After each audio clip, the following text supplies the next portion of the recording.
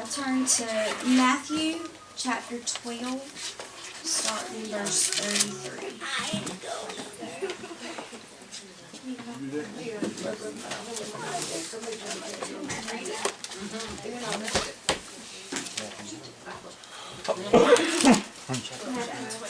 Verse what? Starting in 33.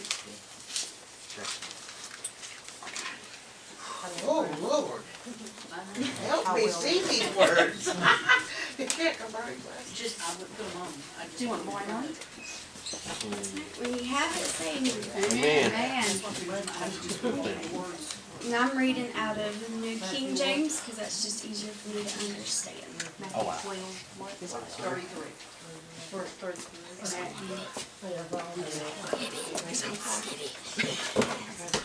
Either make the tree good and its fruit good, or else make the tree bad and its fruit bad. For a tree is known by its fruit. Brood of vipers, how can you, being evil, speak good things?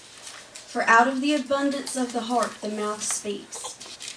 A good man out of good treasure of his heart brings forth good things, and an evil man out of the evil treasure brings forth evil things.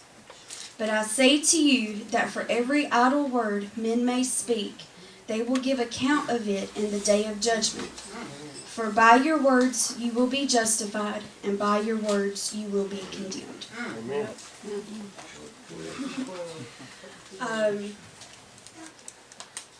So if a tree is known by its fruit, if you go to an orange tree, would you expect to see apples produced on that orange tree?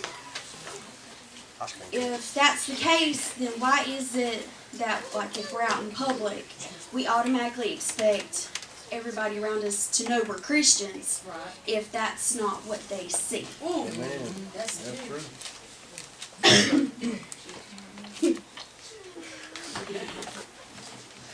If the outside world can't tell that we're different and that we're Christians, then what's really the point of even saying that we are? Amen. And the same can go for inside churches everywhere across the world. You can say you love each other, but your actions and your words say different.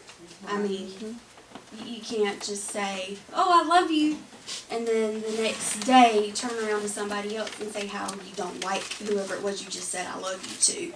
It doesn't add up. In verse 34, it says that out of the abundance of the heart the mouth speaks. One of my favorite movies is Tyson and Giants. And there's a scene in there where he's talking to the football team where he says that your attitude is like the aroma of your heart. And if your attitude stinks, it means your heart's not right. That is just one of very many statements that is so true that's in that movie. So if you have bitterness and hatred and anger in your heart, then that's what people are going to see. They're going to see a bitter, angry, miserable person that nobody wants to be around.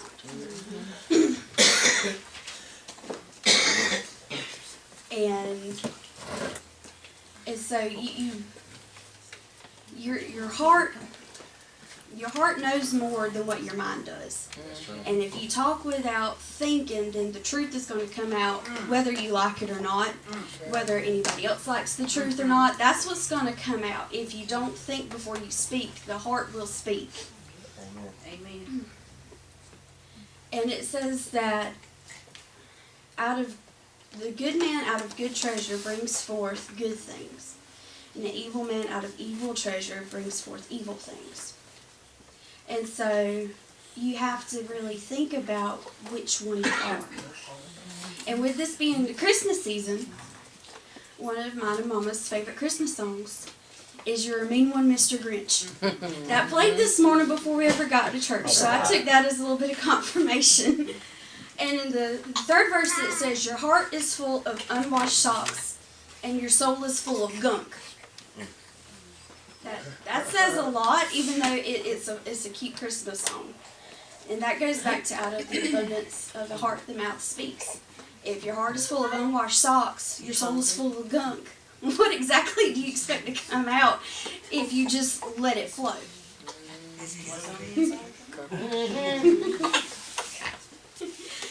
So if out of the abundance of the heart the mouth speaks, what exactly are you speaking? You can go to Job chapter 4 verse 8, and it says, "Even as I have seen, those who plow in iniquity and sow in trouble will reap the same." It's kind of like you are what you eat. If you sow in trouble, plow in iniquity, what do you expect to get? $1 million? Come on. When you collect crop, I mean, that's about like if you play any of the farm games on Facebook. If you plant carrots, you're gonna pick carrots when they're ready. Yep. You don't plant carrots and then get apple trees. I mean, it just doesn't work like that. So whatever you sow, you will eventually Yes, reap. ma'am. Yes. And so with that, in verse 36, it said, "But as I say to you that for every idle word men speak, they will give account of it in the day of judgment." There was a study that was done a few years ago, and I found this last night, and I thought it was very interesting.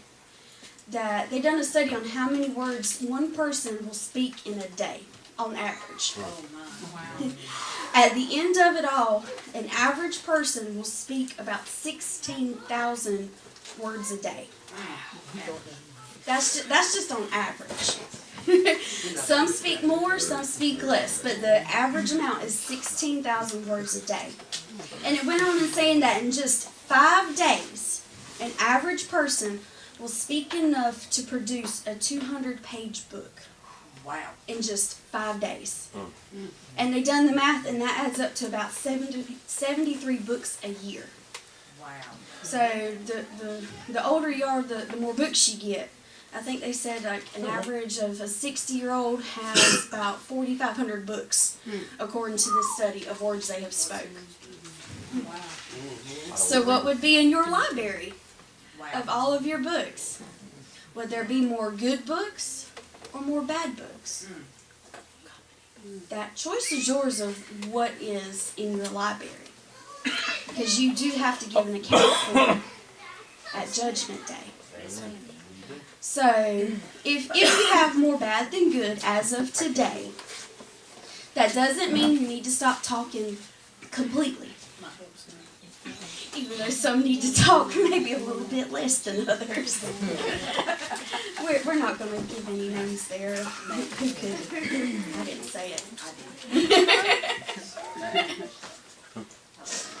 But in Galatians 6:9, it says, "Let us not grow weary while doing good, for in due season we shall reap if we do not lose heart." So every day is a chance for us to show our good fruits and produce more good books if we don't lose heart in what we do. So with our logo, that is what we're known. We are known by our heart. So we need to make sure that every word that we say to somebody counts. That's right, amen. And if we don't lose heart, in the end of it all, we'll have more good books than we do bad in our libraries. That's good. And we have the choice for our words to either justify or condemn us. Our words reveal the true state of our heart, but it is also the basis of our judgment. Because it said in 37 that by your words you will be justified, and by your words you will be condemned.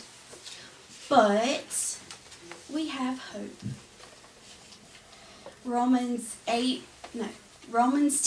8 through 10 says, "But what does it say? The word is near you, in your mouth and in your heart. That is the word of faith of what we preach. If you confess with your mouth the Lord Jesus and believe in your heart that God has raised him from the dead, you will be saved. For with the heart one believes unto righteousness, and with the mouth confession is made unto salvation." Our hope that we have to even erase our library that we have already created up to this day and start fresh is for the one and only who lived the sinless life.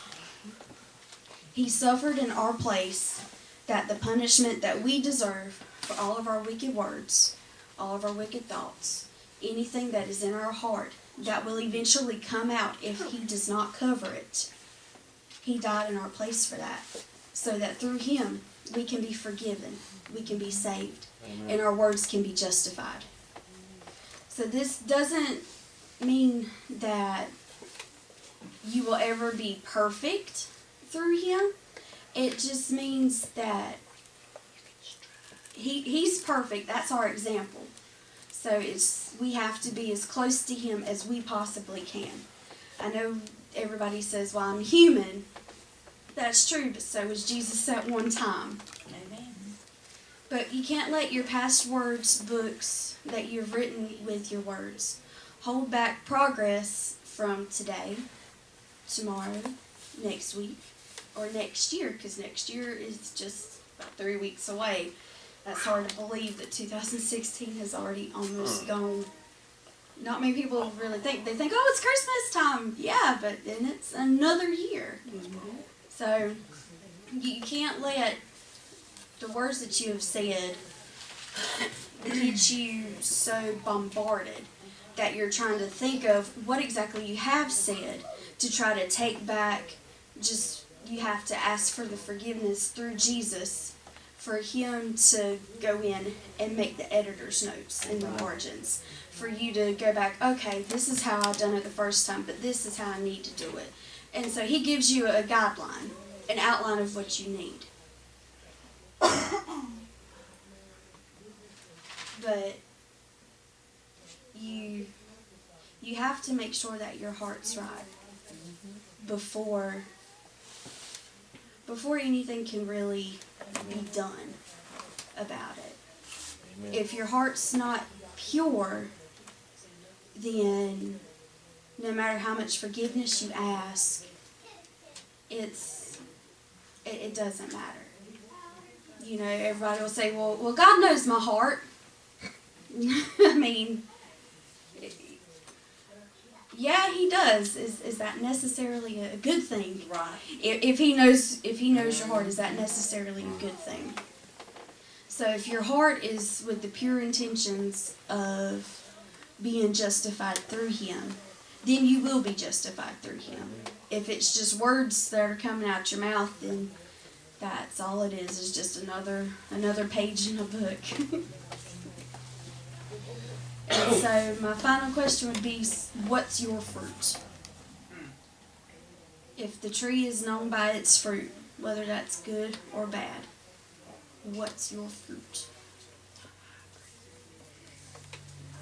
And that's all I have. Amen. But the altars are